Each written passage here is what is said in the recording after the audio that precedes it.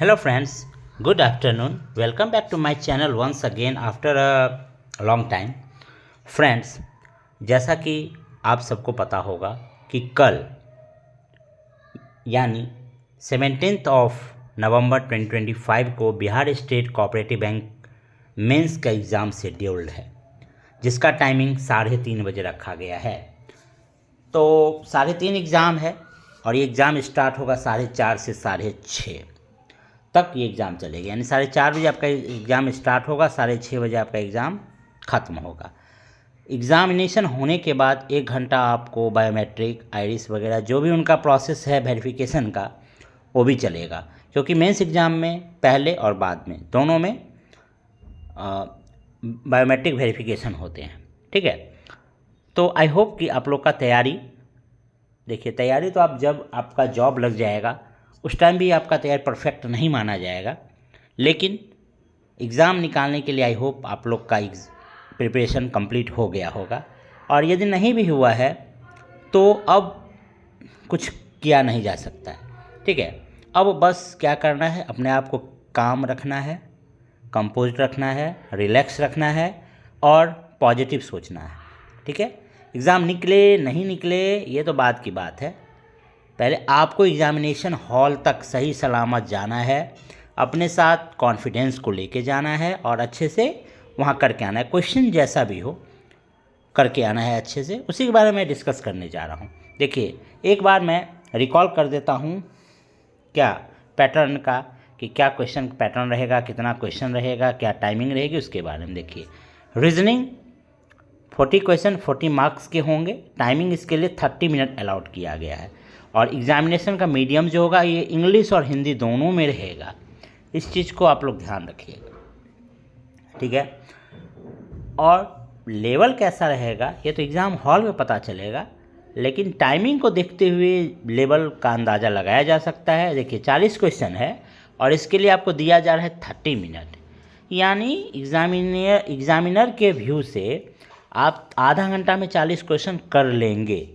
यानी कर लेंगे इसका मतलब कि इसका लेवल वैसा ही रहेगा जैसा आधा घंटा में किया जा सकता है, यानी मॉडरेट पेपर रहेगा ये। ठीक है, कंप्यूटर 40 क्वेश्चन 40 मार्क्स 20 मिनट मिलेंगे, इसके लिए 20 मिनट दिए जाएंगे। ठीक है, जनरल अवेयरनेस की बात करें 40 क्वेश्चन 40 मार्क्स 20 मिनट इसके लिए मिलेंगे। ठीक है, तो कंप्यूटर जीए के लिए टाइमिंग इनफ है। ठीक है, जीए हो गया। इंग्लिश या हिंदी, ठीक है, इंग्लिश या हिंदी 40 क्वेश्चन 40 मार्क्स 20 मिनट, ये थोड़ा सा टाइम इसका थोड़ा आपको कम लग सकता है। वो 40 क्वेश्चन है, लैंग्वेज पेपर है, आप जब तक पढ़ेंगे नहीं तब तक इसका आंसर आपका आएगा नहीं। ठीक है, लास्ट है क्वांट 40 क्वेश्चन 40 मार्क्स 30 मिनट। देखिए जैसा इन्फॉर्मेशन हैंड आउट में दिया गया है ठीक पेपर वैसा ही रहेगा, यानी जैसे ही आपका एग्ज़ाम स्टार्ट होगा पहले रीजनिंग पेपर खुलेगा, फिर कंप्यूटर, फिर जीए, फिर इंग्लिश या हिंदी, लास्ट में आपका क्वांट खुलेगा। ठीक है, तो टोटल 200 क्वेश्चन 200 मार्क्स 120 मिनट्स। ठीक है, ये आपका होगा। देखिए अब आपका प्रिपरेशन अपने हिसाब से कंप्लीट हो गया है।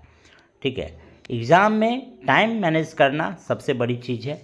आपको टाइम कैसे मैनेज कर, रीजनिंग जैसे आप रीजनिंग बनाते जा रहे हैं, क्वेश्चन नंबर 1 खुला, क्वेश्चन देख के आपको लग रहा है कि ये हो जाएगा या फिर लग रहा है कि नहीं होगा।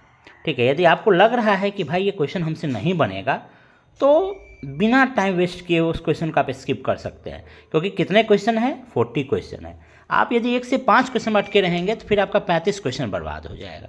इसलिए 1 से 5 क्वेश्चन के चक्कर में आप अपने 35 क्वेश्चन को बर्बाद नहीं कर सकते हैं। ठीक है, उसको स्किप करके आगे बढ़िए। और ये आप मान के चलिए यदि आपके शिफ्ट में 1 से 5 क्वेश्चन टफ आए हैं तो आगे जाकर के उससे बहुत इजी क्वेश्चंस आगे आपको मिलेंगे, क्योंकि एग्जामिनेशन जो है मेंस की भले हो लेकिन टाइमिंग आपको सिर्फ और सिर्फ 30 मिनट्स मिले हैं। कुछ क्वेश्चन टफ होंगे, कुछ क्वेश्चन इजी होंगे, कुछ क्वेश्चंस मॉडरेट होंगे। ठीक है, कंप्यूटर की बात करें, कंप्यूटर में भी जो आता है उसको टिक कीजिए, नहीं आता है उसको छोड़िए, फिर second round, third round, fourth round जब करेंगे तब आपको क्वेश्चन का आंसर पता होगा तो आप करेंगे इसको। जीए की बात करें तो जीए हमेशा की तरह इस बार भी टफ आएगा। ठीक है, क्योंकि जीए जो है ना ये बहुत ही अच्छा रोल प्ले करता है। ठीक है, इंग्लिश या हिंदी ये तो लैंग्वेज पेपर है, इसमें आपको पढ़ना है और आंसर टिक करना है। ठीक है, क्वांट की बात करें 40 क्वेश्चन 40 मार्क्स 30 मिनट इसके लिए भी मिलेंगे, इसमें भी वही काम करना है। मान लो कोई खोले और कैसलेट आ गया तो कैसलेट में नहीं फंसना है, कैसलेट को छोड़ देना है, आगे जाना है। आपको अप्रॉक्सीमेशन मिलेगा, सीरीज मिलेगा, डीआई मिलेगा, उसको कीजिए। लास्ट में जो क्वेश्चन टफ लग रहा है उसको बाद में कीजिएगा, बहुत ईजी क्वेश्चंस मिलेंगे आपको। ठीक है, तो ये रहा आपका कि किस तरह से पेपर को अटेम्प्ट करना है। ठीक है, और रही बात आज और कल 2 दिन आपके लिए पास बचा हुआ है, तो यदि कुछ करने का मन है, आप अपने आप को एकदम से छोड़ के नहीं चलिए, अपने आप को एक्टिव रखिए। ठीक है, एक्टिव रखना ज़रूरी है। आप अभी एक्टिव रहेंगे तभी आप एग्ज़ाम में एक्टिव रहेंगे। यदि आप शिथिल पड़ जाएंगे अभी तो एग्ज़ाम में भी आप शिथिल ही रहेंगे, निश्चित है। तो अभी से आप क्या कीजिए, कंप्यूटर में शॉर्टकट की, हिस्ट्री, जो भी इम्पोर्टेंट चैप्टर्स है, ऑपरेटिंग सिस्टम, इस सब से जो क्वेश्चंस आते हैं उसको आप एक बार रिवाइज कर लीजिए। जीए में इंपॉर्टेंट डे सब रिवाइज कर लीजिए। हाईएस्ट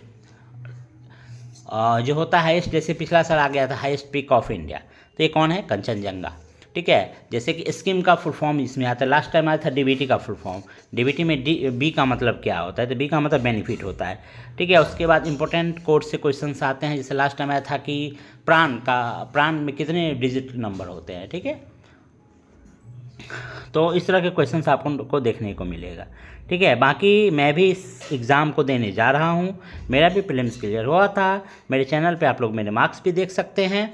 तो मेरा जो सेंटर दिया है, सेंटर ये है पद मायानी एजुटेक private limited, new Jaganpura road near त्रिवेद मंदिर डबल, ट्रांसफार्मर पटना, बिहार 800027। ठीक है, वैसे एग्ज़ाम देते देते तो 7 बज जाएगा, अंधेरा हो जाएगी। उसके बाद भी जो लोग मिलना चाहते हैं वो लोग मिल सकते हैं, यहाँ मेरा एग्ज़ाम है। ठीक है, आई होप आप लोग समझ गए होंगे, तैयार भी आप लोग का अच्छा हो गया होगा। All the very best for your exam and your result. आप लोग एग्ज़ाम अच्छे से दीजिए। कल फिर मैं एनालिसिस लेकर आऊँगा, कल नहीं तो फिर परसों एनालिसिस लेकर आऊँगा। उसके बाद फिर हम लोग डीवी में मिलते हैं। Thank you and all the very best.